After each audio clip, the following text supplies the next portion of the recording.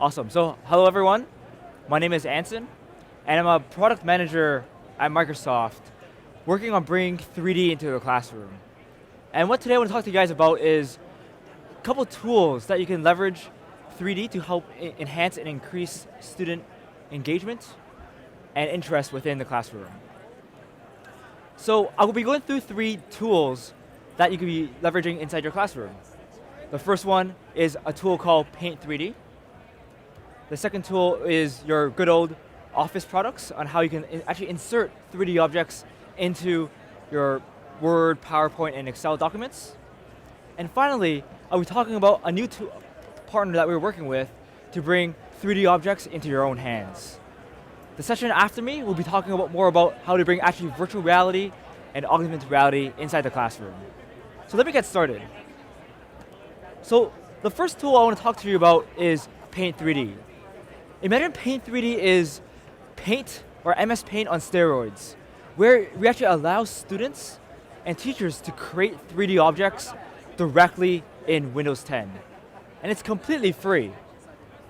To get Paint 3D, just go to aka.ms/paint3d.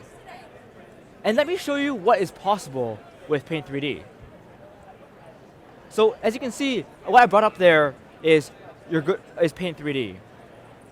What you can do is you have access to just basic 3D shapes that you can start doodling with and helping students learn that last axis, that Z-axis, and that spatial awareness. So you can go ahead in there and add a big old sphere, and go ahead and add other spheres like this, and you can start seeing how just using basic shapes in here, you can start adding shapes together to build 3D objects. We also allow the ability to actually doodle and create 3D shapes by just doodling and drawing shapes. So let me show you that. You can go in here and just draw a nice oval like this. You can create random shapes like this. And this all works on touch as well. So if you have a pen in the classroom, you can just draw circles, and that turns into automatically a 3D object like this. And what you can do, very simply, in less than a couple seconds, you can start creating objects like this penguin. And what this penguin is missing is actually a nose. So you give it a nose, you rotate it, and very quickly, you have already created a 3D object that you can 3D paint, you can 3D print, you can bring to your Word documents, and etc. So you can see this is actually a full 3D object right here that we just created together in less than 5 minutes. So other things you can do is you can, of course, paint onto it like so. And very quickly, you can add some life into this 3D model and actually help students be more creative inside the classroom. So this is the first tool, Paint 3D, a tool that is already embedded into your Windows 10 PC that you can leverage right away. All right, let me show you what else you can do. The next thing I'm going to show you guys is the ability to actually add 3D models into Word, PowerPoint, and Excel. So very simply, with any objects you have created in Paint 3D, you can copy and paste those objects right into PowerPoint. You can see right now, I'm taking the object that I just created and bringing it into PowerPoint. 1 second as that loads.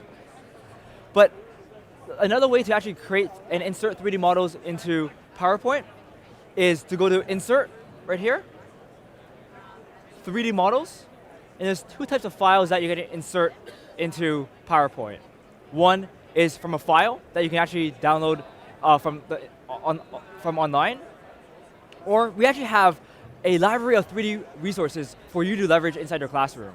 So you can also almost imagine this as the clip art, the 3D clip art for PowerPoint, Word, and Excel.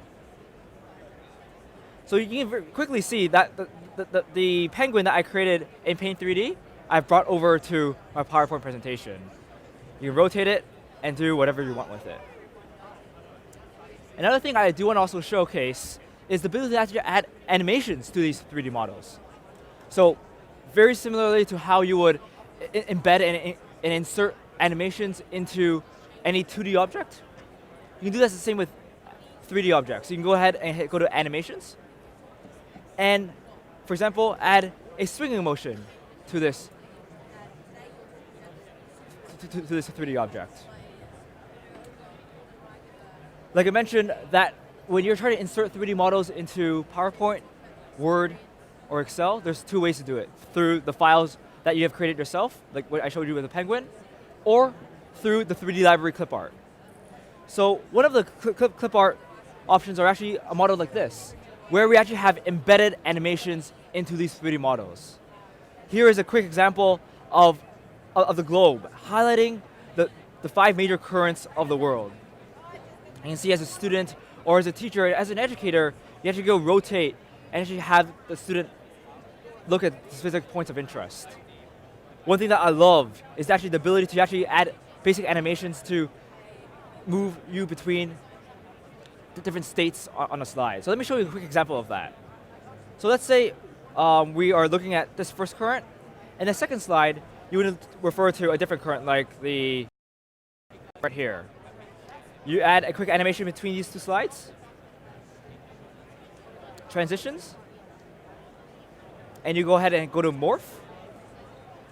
What that allows is you can see there, you're just moving from one state of a 3D object to the second state, even just by by a click of a button right there. Make sense so far? So I showed the quick ability to actually add 3D models into your Word, PowerPoint, and Excel that you already have inside your classroom. Finally, I want to show you another tool called the Merge Cube. And the Merge Cubes allows students to actually hold onto 3D objects directly inside Windows.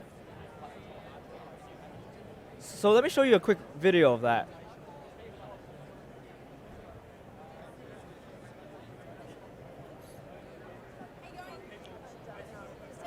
So you can see here, with this Merge EDU Explorer app, what you're allowed to do is actually take 3D models and actually embed it inside your classroom, inside your specific curriculum. You would take the 3D objects you've created in Paint 3D and bring them into this cube, where through the camera, you can start holding onto and rotating those 3D objects that your students have created, or specific objects that you want to learn inside your classroom.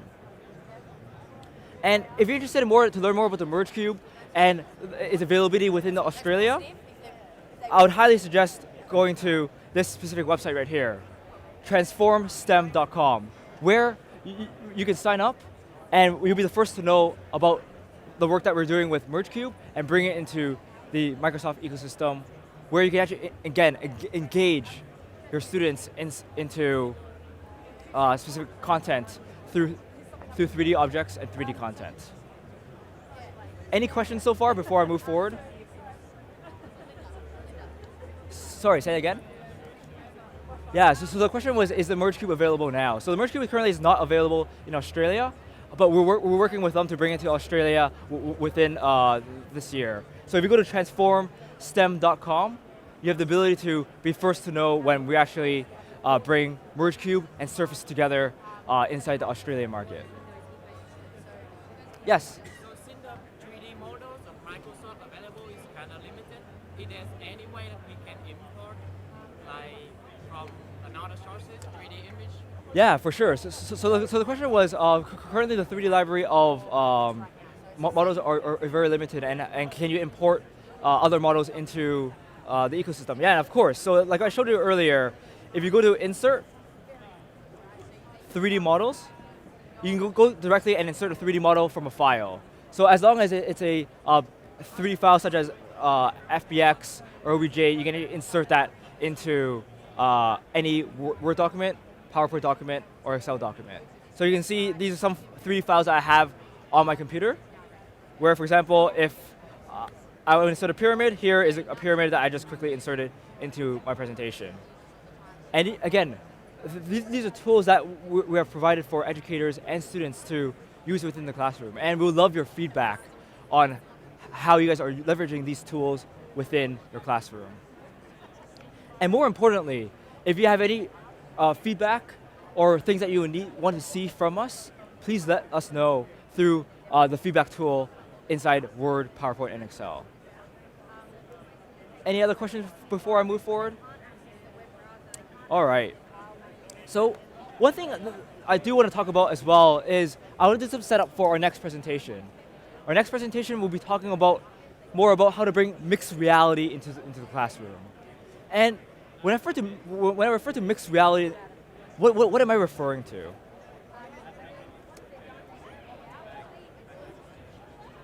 So when I refer to mixed reality, I'm referring to more as the blend between the physical world and the digital world.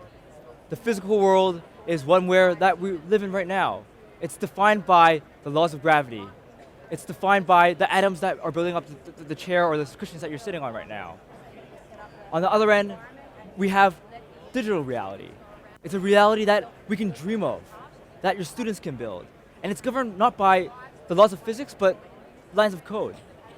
It could be the International Space Station that you build. It could be a Minecraft world that your students have created. It could be really anything that you can imagine.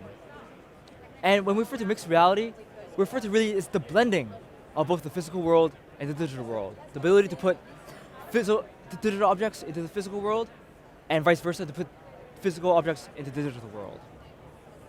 And that spectrum consists of two major things.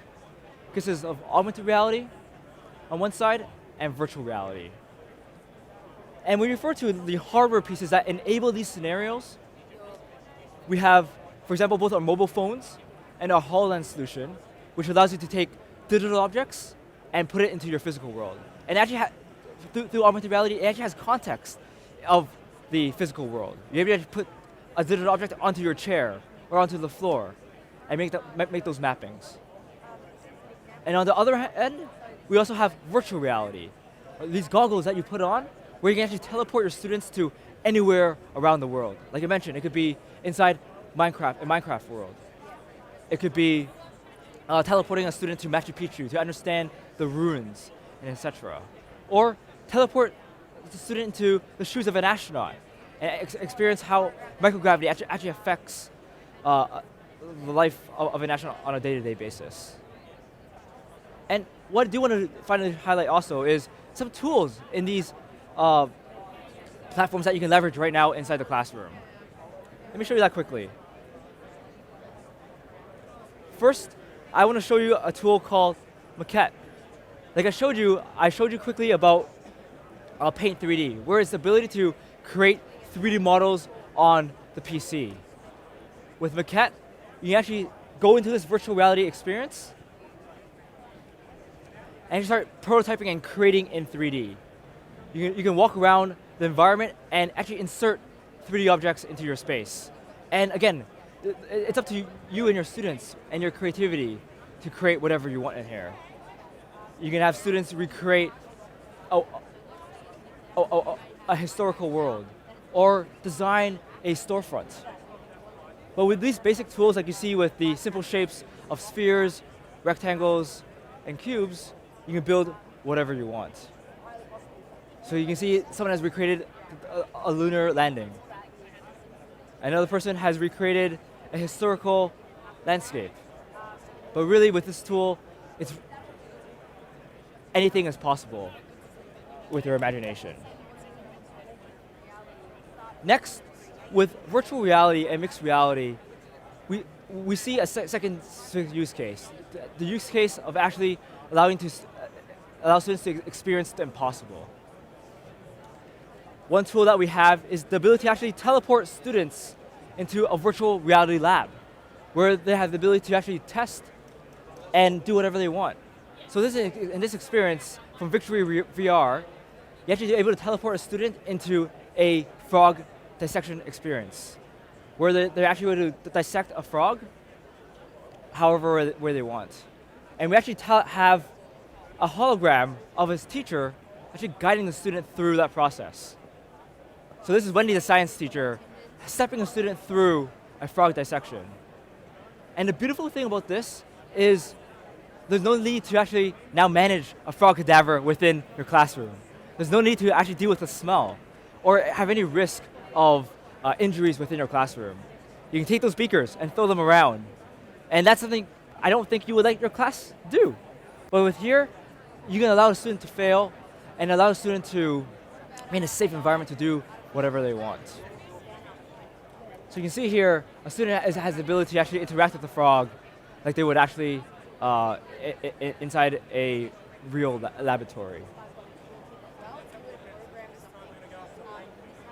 And the beautiful thing here is, again, you don't need to worry about safety within your classroom because there's no way that a student can cut themselves with a scalpel. And one thing I didn't mention about was the three main scenarios that we see with mixed reality within the classroom.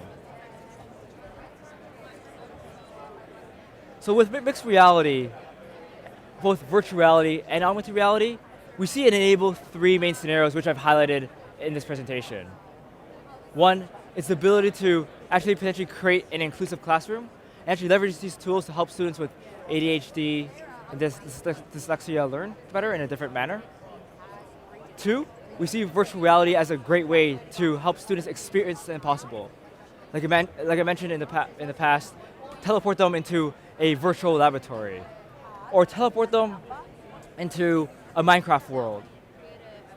And finally, we see mixed reality as an ability to transform distance learning, take students from around the world together inside of one digital space to create a more engaging and inclusive classroom. So because what's currently happening right now is a lot of distance learning happens through a student watching a video online. It's very unidirectional. But is there a way to actually take students from around the world into a digital space to have more collaborative learning environments? So I quickly went through a couple of things in here. One was, again, the three tools that we have on the Windows 10 PC that allow you to engage your students using 3D methods. First one is Paint 3D, the ability to actually create 3D models on your PC. The second one is the ability to actually embed 3D models into Word, PowerPoint, and Excel documentation to create more engaging media. And the third one is the Merge Cube, and the ability to actually allow your students to hold 3D objects into your own hands to actually engage 3D learning and learn about 3D concepts in a 3D manner. And finally, I covered very quickly about our mixed reality spectrum, both our augmented reality and our virtual reality solutions, and highlighted three main scenarios that we think it enables within the education system. First one, again, is the ability to create an inclusive classroom, to create a different medium for students to learn. Secondly, is the ability to actually help students experience the impossible and actually teleport them to anywhere around the world, beyond just your classroom right now. And thirdly, we see these tools as the ability to actually transform distance learning, to bring students from around the world together in a collaborative manner. And I think that's it that I want to cover today. And I want to leave it open to questions and have a dialogue on how you see 3D or mixed reality be used inside your classroom today. Thank you.